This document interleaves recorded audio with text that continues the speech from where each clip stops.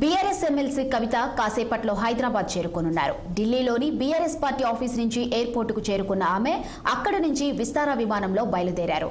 రంగారెడ్డి జిల్లా శంషాబాద్ ఇంటర్నేషనల్ ఎయిర్పోర్టుకు ఈ సాయంత్రం 4:30 చేరుకోనున్నారు.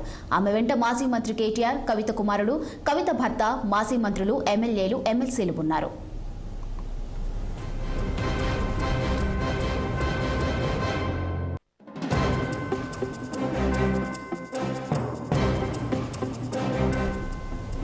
ఇక అంతకుముందు లిక్కర్ కేసు సిబిఐ ఛార్జ్షీట్ పై రౌస్ ఎవెన్యూ కోర్టులో విచారణ జరిగింది.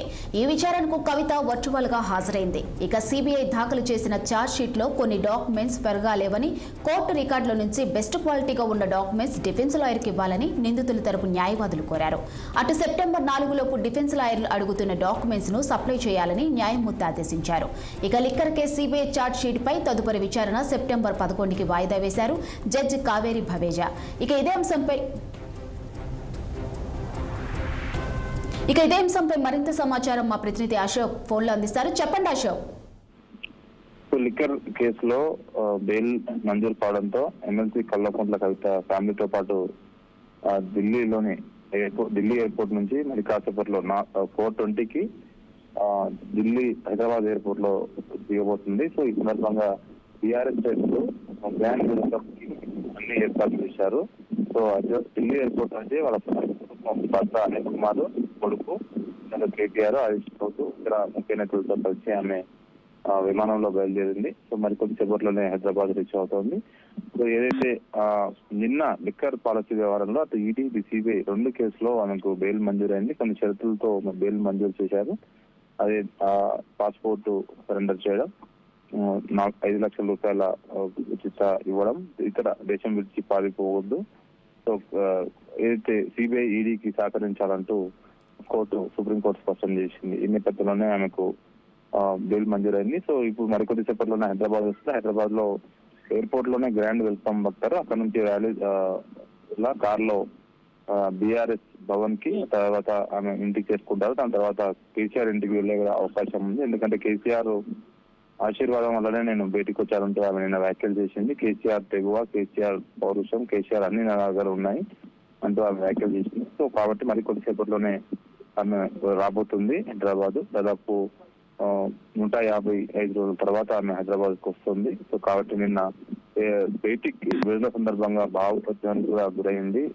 హరీష్ రావుని, భర్త అనిల్ కుమార్ ని పట్టుకొని ఎందుకంటే దాదాపు 5 నెలల కాలంలో ఆమె దూరంగా ఉంది. కేవలం జైల్లోనే గడపాల్సి వచ్చింది. కాబట్టి ఇవన్నీ దృష్టిలో ఉంచుకొని ఈ రోజు మరికొద్దిసేపట్లోనే ఆమె రాబోతుంది. సో బీఆర్ఎస్ శ్రేణులు అయితే భారీ ఎత్తున ఏర్పాటు చేశారు. అశోక్, డిఫెన్స్ లాయర్లు అడుగుతున్న డాక్యుమెంట్స్ సప్లై చేయడానికి కోర్టు ఎంతవరకు గడువు ఇచ్చింది?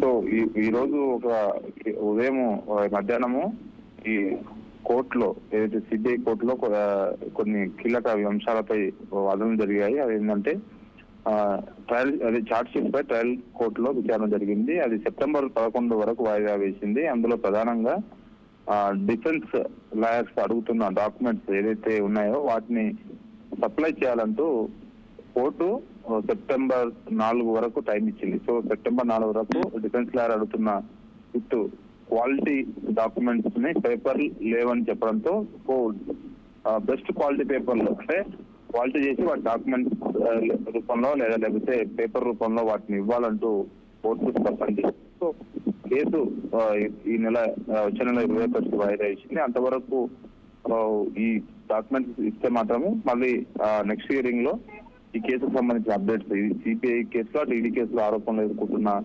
అందరికీ ఈ కేసు వర్తిస్తుంది. కాబట్టి వాళ్ళంతా నెక్స్ట్ ఎమ్మెల్సీ కవిత, మనీష్ సిసోడియా, ఇతర నిందితులు వచ్చే నెల 21వ తారీఖు కోర్టు ముందు హాజరు అవ్వాల్సి ఉంటుంది.